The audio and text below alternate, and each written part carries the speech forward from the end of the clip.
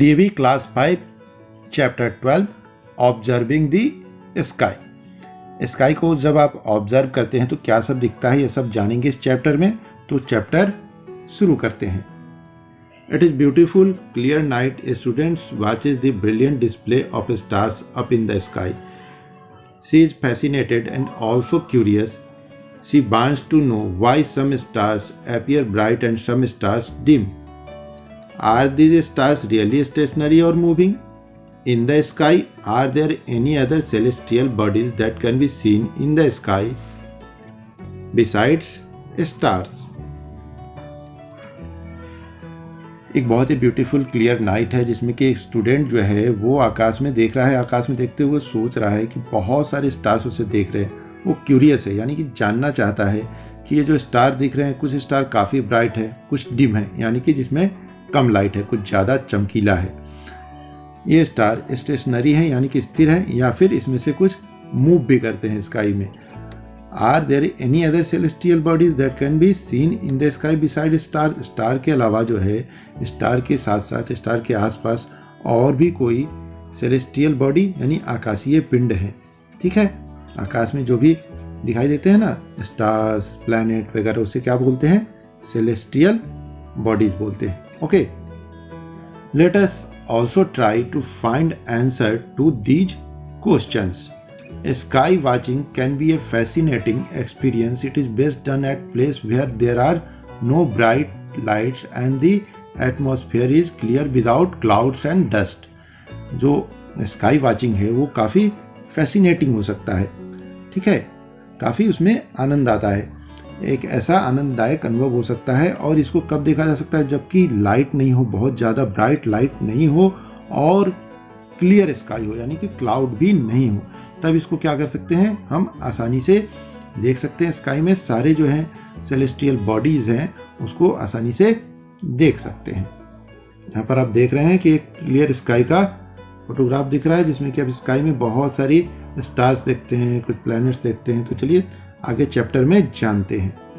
Observe the sky during day time and night time for 5 days. Record and draw pictures of all the objects which can be seen with the unaided I in the table given here. अभी क्या करना है? हमें 5 दिनों तक sky में देखना है और अनएडेड आई से, यानी कि किसी भी और दूरबीन या फिर टेलीस्कोप का उपयोग नहीं करना है, नंगी आंखों से देखना है। और 5 दिन आकाश को डे में और नाइट में देखना है, ऑब्जर्व करके टेबल में लिखना है। Never look at the sun directly during day time can harm your eyes very seriously. अब दिन में सूरज की तरफ बिल्कुल नहीं देखना है नंगी आंखों से, क्योंकि सूरज की तरफ देखेंगे, सूरज काफ़ी चमकीला है और आपकी आंखों को डैमेज कर सकता है। ठीक है, day time sky. We can see the sun and sometimes even the moon during the daytime. Okay, हम लोग क्या करते हैं? जब डे टाइम में देखते हैं तो सन तो दिखता ही है, उसके अलावा कभी कभी मून भी दिखाई देता है। अर्ली इन द मॉर्निंग जब हम देखेंगे तो मून भी कभी कभी दिखता है। ओके, मून चमकीला नहीं दिखेगा, डिम दिखेगा, लेकिन दिखता है। The sun dominates the daytime sky with its brightness. During the day, the sun appears to move through the sky. It appears to rise in the east and set in the best. दिन के समय जो है सन dominate करता है, sunlight जो बहुत ज़्यादा होती है और उसी का डोमिनेंस होता है, प्रमुखता होती है। और क्या होता है? सन ईस्ट में निकलता हुआ दिखता है और घूमता हुआ दिखता है वेस्ट की तरफ जाकर, वो सनसेट हो जाता है, यानी कि सूरज डूब जाता है। We now understand that the apparent motion of the sun for us is because of the rotation of earth on its axis from west to east. अर्थ जो है अपने एक्सिस पे अर्थ क्या है? वो घूम रही है वेस्ट टू ईस्ट, यानी कि पश्चिम से पूरब की तरफ। इसलिए क्या होता है? सन हमें घूमता हुआ दिखाई देता है। Okay, we can also sometimes see some planets like Mercury, Venus during early morning hours. These planets have therefore been named as morning and evening stars. They are seen very low near in the horizon in the sky. Okay, कभी कभी क्या होता है? हमें mercury और Venus भी जो है अर्ली मॉर्निंग या फिर इवनिंग में दिखाई देता है, इसलिए इसे क्या कहते हैं? मॉर्निंग या इवनिंग स्टार भी कहते हैं। ओके, और ये होरिजन के काफ़ी करीब दिखाई देता है। होरिजन किसे कहते हैं? जहाँ पर कि धरती और आकाश एक दूसरे से मिलता हुआ नजर आता है उसे होरिजन बोलते हैं। Okay, night time sky, we all know that moon appears as the brightest and most recognisable object in the sky at night. हम लोग जानते हैं कि मून जो है सबसे ज़्यादा चमकीला और सबसे आसानी से रिकॉग्नाइज किया जाने वाला ऑब्जेक्ट है किसमें? स्काई में, रात में जब हम देखते हैं। In addition to the moon, stars and planets are the other celestial bodies that can be seen in the night sky. Moon के अलावा हम स्टार्स और प्लैनेट्स को भी स्काई में देख सकते हैं। ठीक है, we have learned a little bit about the planets in the previous chapter. The planet Venus is the brightest object in the sky after the sun and the moon. हम लोगों ने पिछले चैप्टर में थोड़ा बहुत प्लैनेट्स के बारे में पढ़ा है, और प्लैनेट वीनस क्या है? वो ब्राइटेस्ट प्लैनेट है जो हमें स्काई में दिखाई देता है मून के बाद में। Venus is not only the planet we see in the night sky. Mars, Jupiter, Saturn are the other planets that can be seen in the night sky even with the unaided eye. सिर्फ Venus ही नहीं है जिसे कि हम रात में sky में देख सकते हैं, बल्कि मार्स, जुपिटर, सैटर्न और अदर प्लैनेट को भी हम रात में अनएडेड यानी कि बिना किसी सहायता के नंगी आंखों से देख सकते हैं। The rest of the planets are very faint and can be seen only with the help of powerful telescope. और बाकी जो प्लैनेट है वो काफ़ी डिम है, तो उसको हम देखेंगे कब? जब हम पावरफुल टेलीस्कोप का उपयोग करेंगे, उसके बिना ये दिखाई नहीं देते हैं। डू यू नो, क्या आप जानते हैं? The planet Saturn was the first planet discovered by using A telescope. Saturn यानी कि शनि जो है वो पहला प्लैनेट था जिसे कि टेलीस्कोप के द्वारा डिस्कवर किया गया था। डू यू नो, क्या आप जानते हैं? Our sun shines with a yellowish white light. All the other stars are, however, not yellowish white. The stars vary in size, brightness, temperature, and color. The hottest stars shine with whitish blue light.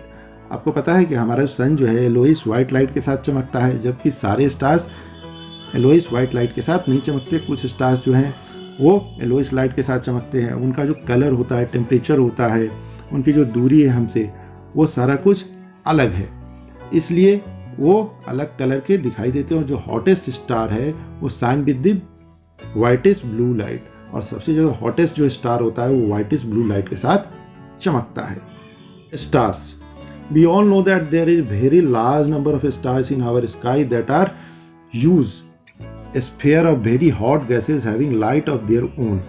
अब हम लोग जानते हैं कि बहुत ही large number of stars है sky में, और इनकी संख्या बहुत ज़्यादा है। ठीक है, ये क्या है? दिस आर ह्यूज स्फीयर, यानी कि बहुत विशाल स्फीयर गोला है, गैस का एक गोला है, धधकती गैस का गोला है, जिनका कि अपना लाइट होता है। ये काफ़ी गर्म होते हैं, इनमें अपना लाइट होता है। It is interesting to note and realise that the sun is also a star. It is the star nearest to Earth. It may come as a surprise to you, but its brightness is less than that of many stars. We know that our sun is a star of average brightness. अब आपको ये पता होगा कि सन जो हमसे सबसे नज़दीक है और सबसे नज़दीक का एक तारा है, ये भी क्या है? एक स्टार है। लेकिन ये जानकर आपको आश्चर्य हो सकता है कि सन जो है वो सबसे ज़्यादा चमकीला तारा नहीं है। इसकी जो चमक है वो एवरेज चमक है। अगर स्टार की तुलना में देखें, बहुत सारे स्टार्स की तुलना में देखें, इसके बावजूद ये काफ़ी चमकीला है, लेकिन बाकी बहुत सारे स्टार्स जिसे अब हम जानते हैं वो सन से ज़्यादा ब्राइट है। Okay, almost all stars are millions of times farther away from as compare to the distance of the sun from us. It is for this reason that the sun appears like a ball to us, but the other stars appears only as a point or dots. अब क्या है, बाकी जो भी stars हैं जो कि इससे ज़्यादा चमकीले भी हैं, वो क्या है, मिलियंस यानी कि बहुत लाखों गुना, जितनी दूरी सन से अर्थ की है उससे लाखों गुना ज़्यादा दूर है। इसलिए वो स्टार्स क्या होते हैं, बड़े होने के बावजूद, चमकीले होने के बावजूद एक डॉट के रूप में आकाश में दिखाई देते हैं। लेकिन सन क्या है, हमसे नज़दीक है, इसलिए एक गोला के रूप में, एक बॉल के रूप में हमें दिखता है। Okay, stars appear as a dim points in the night sky. This is due to their very large distance from us. They do not disappear during daytime. They are present there in the sky all the time, however they are not visible during the daytime due to sun brightness. अब क्या है, star हमें छोटे दिखाई देते हैं जैसा कि मैंने पहले बताया, क्योंकि वो काफ़ी दूर है हमसे, ठीक है, और दिन में वो गायब नहीं होते, दिन में या फिर रात में दोनों टाइम पे वो स्टार मौजूद होते हैं, प्रेजेंट होते हैं, लेकिन दिन में सन के ब्राइटनेस की वजह से वो हमें दिखाई नहीं देते. Okay, constellation. Let us closely and carefully observe some bright and prominent stars on a clear night sky. What do we observe? Some of these stars appear to form some kind of a pattern that appears to resemble some familiar figures such as group of stars known as constellation. अब क्या है, अगर closely हम लोग बात करेंगे, observe करेंगे, तो रात में हमें क्या दिखाई देगा, बहुत सारे ऐसे स्टार्स दिखाई देंगे जो कि एक पैटर्न बनाते हैं, एक फिगर बनाते हैं और एक ग्रुप में दिखाई देते हैं. इस तरीके का जो ग्रुप ऑफ स्टार्स होता है उसे क्या कहते हैं, कॉन्स्टिलेशन कहते हैं. एक constellation is a group of star that appear to form some recognisable pattern or shape in the sky. अब कॉन्स्टिलेशन क्या होता है, ग्रुप ऑफ स्टार होता है जो कि रात में हमें दिखाई देता है, जो कि एक पैटर्न या शेप बनाता है स्काई में. Do you know, ancient people devised the concept of constellations so that they would be able to recognize and label some of the stars in the sky. This was important for them as they were dependent on these stars to find direction and to measure time. अब बहुत सारे ऐसे जो stars हैं जो कि fixed direction में होते थे, और प्राचीन जो लोग हुए उन स्टार्स का, उस कॉन्स्टिलेशन का उपयोग करते थे, कॉन्स्टिलेशन का उपयोग करते थे क्या, डायरेक्शन और टाइम को पता करने के लिए. ओके, उनके लिए काफी महत्वपूर्ण थे. We can easily recognize some constellation in the sky. One of the most important constellation which can be seen during spring in the early part of night is the Ursa Major. हम बहुत सारे जो constellation है उसको आसानी से recognise कर सकते हैं स्काई में. उसमें से एक जो काफी महत्वपूर्ण कॉन्स्टिलेशन है उर्सा मेजर, उसे हम स्प्रिंग में हम आकाश में ऑब्जर्व कर सकते हैं. This is also known as the great bear और big dipper. The two stars on the top of the constellation are called pointers. This is because of the joining those points in the direction of a special star called the pole star, north star. ठीक है, यहाँ पर आप देख सकते हैं Ursa Major और Ursa Minor, इसका फिगर आपको दिख रहा है. इस तरीके के पैटर्न में ये स्टार्स होते हैं, ठीक है, और ऊपर में जो दो स्टार होता है उसे क्या बोलते हैं, पॉइंटर बोलते हैं, ठीक है. और ये जो स्टार होते हैं इनका डायरेक्शन एक स्पेशल डायरेक्शन में होता है, इसे क्या बोलते हैं, पोल स्टार या नॉर्थ स्टार बोलते हैं. Some of the other easily recognizable constellation are Orion visible in winter, Orion जो कि विंटर में दिखता है, उर्सा माइनर और small dipper visible in spring, Ursa Minor जो कि स्प्रिंग में दिखता है, and Cassiopeia visible in autumn, Cassiopeia visible in autumn यानी ऑटम में दिखाई देता है आकाश में. ओके, पोल स्टार जिसे कि ध्रुव तारा भी बोलते हैं. पोल स्टार और ध्रुव तारा is a special star present in the northern hemisphere. The star unlike other stars appears to remain fixed one place. This is so because it lies almost along the axis of rotation of the earth.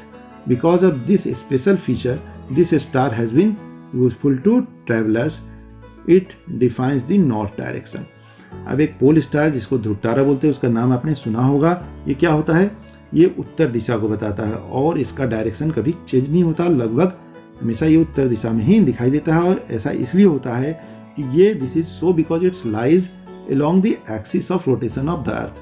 जो rotation है, axis of the rotation of the अर्थ है, उसके ठीक बराबर ये होता है. इस कारण से इसका डायरेक्शन चेंज नहीं होता और ट्रैवलर को जो है नॉर्थ डायरेक्शन बताने में ये मदद करता है. अगर आप कहीं पे खो जाएंगे, आपको दिशा नहीं समझ में आएगा, तो इस स्टार की मदद से आप दिशा का पता रात में कर सकते हैं. Identifying the planets in the sky. We can identify a planet in the background of stars by closely observing the night sky. Some of the features of planets that enable us to distinguish them from stars are.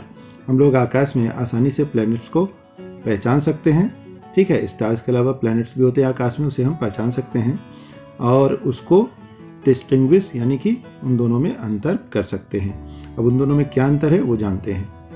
A planet is closer to us than the stars, that is why planets appear like tiny disc whereas stars appears as a points. अब planet क्या है, हम लोगों से काफ़ी नज़दीक है stars की तुलना में, इसलिए प्लैनेट जो है वो टाइनी डिस्क की तरह दिखता है, जबकि स्टार्स जो है वो पॉइंट की तरह स्काई में दिखाई देते हैं। Stars appears to twinkle, planets do not twinkle. अब स्टार्स क्या है, वो टिमटिमाता हुआ दिखता है, जबकि प्लैनेट टिमटिमाता हुआ नहीं दिखाई देता। Stars do not appear to change their relative position with each other in the night sky, they appear to be almost stationary. Stars का जो पोजीशन है वो चेंज नहीं होता, वो लगभग एक ही जगह होता है, एक ही स्थान पे होता है, ऑलमोस्ट स्टेशनरी होता है यानी कि स्थिर होता है। However planets is change their relative position with respect to each other, जबकि प्लैनेट्स का जो पोजीशन है वो चेंज होता है। Okay, they appear to move against the background of stationary stars. अब ये क्या होता है, प्लैनेट ऐसा मालूम पड़ता है जैसे बैकग्राउंड जो स्टार्स हैं उसके अगेंस्ट जो है वो मूव कर रहे हैं। Okay, this was the reason why ancient people named them as a planets, that is wandering stars. इसीलिए जो प्राचीन जो लोग थे उन्होंने प्लैनेट्स का नाम प्लैनेट रखा। ठीक है, प्लैनेट का मतलब क्या होता है, वांडरिंग स्टार्स यानी कि विचरने वाला तारा, मूव करने वाला तारा। ठीक है, क्योंकि ये मूव करता है। Okay, changing night sky, we know that stars do not appear to move with respect to each other in the sky। हम लोग जानते हैं कि स्टार जो है वो मूव नहीं करता in respect to each other, एक दूसरे की तुलना में in the sky। However, if one closely observes some bright stars for an hour or so, it will be found that there is a slight shift in the position of these stars in the sky। अब लेकिन इसके बावजूद अगर कोई काफ़ी चमकीला कोई तारा है, ब्राइट स्टार है, उसको लगातार ऑब्जर्व करता है 1-2 घंटे, तो वो क्या पाता है, इन स्टार्स का पोजीशन थोड़ा सा चेंज हुआ है, शिफ्ट हुआ है। अब ऐसा क्यों होता है, stars like the sun appear to move from east to west. ठीक है, सन की तरह ये ईस्ट टू वेस्ट मूव करता हुआ दिखाई देता है। This as we have now understood is due to the rotation of Earth on its axis from west to east। अब चूंकि अर्थ जो है अपने एक्सिस पे वेस्ट टू ईस्ट मूव कर रहा है, इस कारण से ऐसा होता है और ये मूव करता हुआ थोड़ा इसका पोजीशन शिफ्ट होता हुआ दिखता है। Okay, do you know the earth revolves around the sun along with the revolution around the sun, the earth also rotates about its own axis। These two motions of the earth cause the same star to appear to rise 4 minutes earlier every day। ठीक है, क्या होता है, अर्थ जो है हमारा पृथ्वी जो है वो सन के चारों तरफ चक्कर लगा रहा है, जिसे क्या बोलते हैं, रिवॉल्यूशन, रिवॉल्व्स अराउंड द सन। और इसी के साथ साथ ये रोटेशन भी करता है, अपने एक्सिस पे घूमता है, जिसे बोलते हैं रोटेशन। ठीक है, इन दो जो ये गति है, एक तो सन के अराउंड जो रिवॉल्व करता है और अपने एक्सिस पे घूमता है, इसकी वजह से जो है जो स्टार्स है हर अगले दिन 5 मिनट्स अर्लियर दिखाई देते हैं।